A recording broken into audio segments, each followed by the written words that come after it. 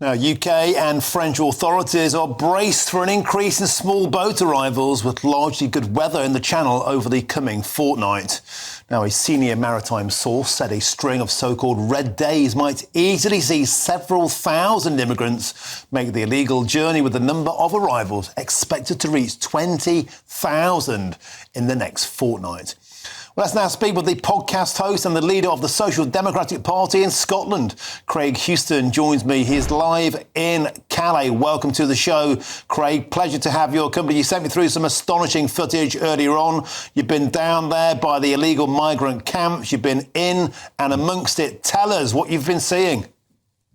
It's chaos, Martin, absolute chaos. I started off in Dover 2 days ago and seen the amount of coming in through one source, which was the border force picking them up out of the sea. I then noticed that the boats, the ferries are still running, but nobody's talking about stowaways. So I'm curious to find out, and I will be looking more into that. So I then got a ferry over on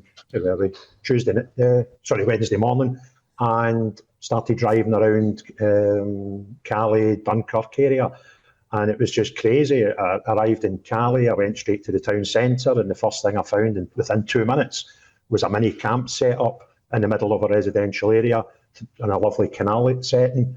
And I was just astonished. I then drove up towards Dunkirk, and halfway there, I saw a lot of people heading towards an area, and I was curious to find out what was there. And the pictures you're showing just now is what I found when I got there. And then there was no tents there. So I thought, where do these people sleep? So I started driving round about a sort of mile radius from that position there, and I started finding very small camps, 5 to 10 tents each, almost everywhere, scattered over the country. I spoke to police there. I went south of Calais. I spoke to police down there. I asked them where the migrants were, and they said everywhere between Boulogne and Dunkirk, and almost up to the Belgian border. Now, that's about 50 miles as a crow flies. I'm not sure how many miles the way a coast goes. But when you've got these things spread across that massive mileage, it sort of concerns me as to where are they all going. I know where they're all trying to come, and that's to our shores. And it just concerns me about the actual official figures, if they're right. I know the ones coming in through Border Force that are picking up the ocean are right, because I was there when there was people counting them. But I'm just concerned now. My next task is to find out what the level of stowaways and the dinghies that are not catching that are coming under the cover of darkness. So, yeah, it's been an interesting couple of days, Martin, and thank you very much for allowing me this experience.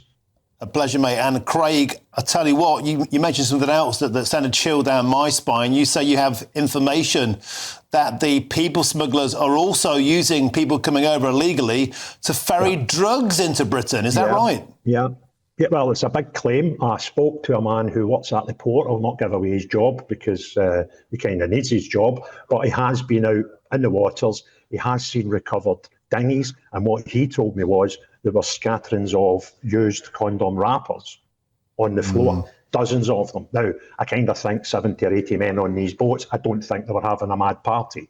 So what were they doing with these things? The only thing I can think of is using it to conceal something to put into their orifices. So that was, do you know what made me think of this, Martin? There was an interview I saw today in GB News, Good Morning. And they were asking this migrant, how did you pay for the trip? Now, some of them tell you quite easily how much and how they paid for it, and some are a bit, well, my parents paid it and I don't really know, and it was transferred from a village, and all these sort of grey answers. I kind of think I now have an option in what's happening here, and they're not paying at all. Some of them might be doing jobs in lieu of payment, and that's another scary thing. And do you know what? It would absolutely make sense. They know no compassion. They know every depravity to get people to become living drug mules who don't pay a fee for their carriage, and yet they are carrying a cargo heaven knows where inside them. I wonder how routinely and how methodically they are searched when they get to Dover. I would say probably not that much. Craig Houston, it's fascinating footage. Thank you so much for sharing it with us exclusively on GB News. And you've got a great YouTube channel. Get on that. That is Craig Houston, the leader of the Social Democratic Party in Scotland, and a great citizen journalist. Marvellous. Now, an Afghani asylum seeker who entered the UK illegally on a small boat kicked off in court after he was sentenced for raping a 15-year-old Scottish schoolgirl. Sadiq Niqzad even had the audacity to claim that he'd not been educated on the cultural differences between Afghanistan and the UK, and repeatedly shouted liar at the judge after he was handed a 12-year extended sentence. Well, let's now speak with the Deputy Director of the Women's Safety Initiative, Anna McGovern. Anna, welcome to the show. Occasionally, even in my job, a case comes along that simply takes my breath away. We have a rapist here who raped a schoolgirl, and he's claiming it wasn't really his fault because he hadn't been educated on the cultural differences between Afghanistan and the United Kingdom. Astonishing. It absolutely is. And just reading that story just made my skin crawl. And for many women as well, now that's why they're feeling so unsafe. When you import a culture en masse, so data from the Centre Migration Control has presented that Afghans are 22 times more likely to commit sexual offences than British people. And I think it's deeply offensive as well, the fact that his defence was that he didn't understand the cultural differences. This is a schoolgirl who was put in an incredibly vulnerable position and is dismissive. And I just think this is the problem that we're now seeing in this country. The scale of immigration has gone completely out of control. And the fact that he's not being deported immediately either is horrendous. Yeah, and the problem with that, of course, is we can't, because we don't have a returns deal with Afghanistan because it's deemed to be an unsafe country. And I put it to you that people like this scumbag are making our country increasingly unsafe. Yeah. And Anna McGovern, that was put in the recommendations of the Baroness Casey report this week. So we have to accept there is a crossover of the increase of sexual crimes against young women in Britain and open borders. I completely agree. And part of the Women's Safety Initiative, this is what we're raising awareness of. I mean, personally, for me, I've walked home from work and have been followed by a foreign national. And this was someone who tried to grab me from in between my legs when I didn't realise he was behind me. And when I turned around and screamed, he started speaking a foreign language that I didn't understand and blowing kissy faces at me. And I had to run to get out of that situation. When I did report this to the police, I found out that there were 5 or 6 other girls who were also subject to similar crimes.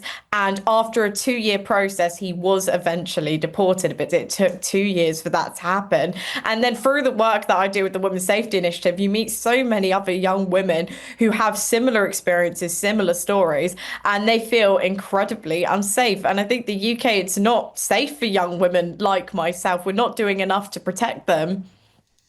It's heartbreaking to hear that, but, well done for forming your initiative. I understand now you have over 500 people who've contacted you, 500 women across the United Kingdom who are gravely concerned.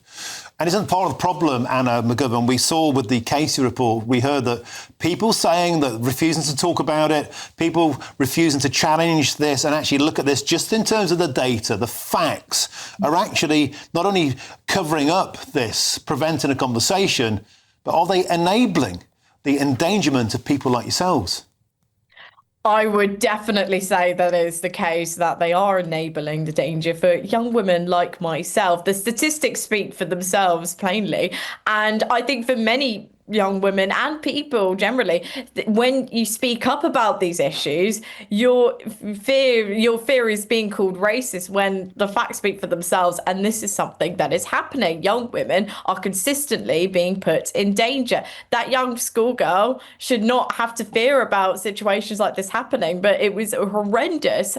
And now the fact as well that he does have to remain in this country. Yes, he's being imprisoned, but I personally think he should be deported immediately, but we're not able to do that in this country, and I just think that is absolutely horrific. I think that we need to do more to be protecting young women like myself, and the women should have a right to feel safe, and I don't think we do. We don't feel safe here. Thank you for speaking out. I know it takes a huge amount of courage. And I know that what you all do gets you a lot of criticism as well, which I think is just grotesque. You are part of the solution and not part of the problem. Keep going. And please stay in touch and let's get more of your stories on the channel. That's the Deputy Director of the Women's Safety Initiative, Anna McGovern. Now, if you're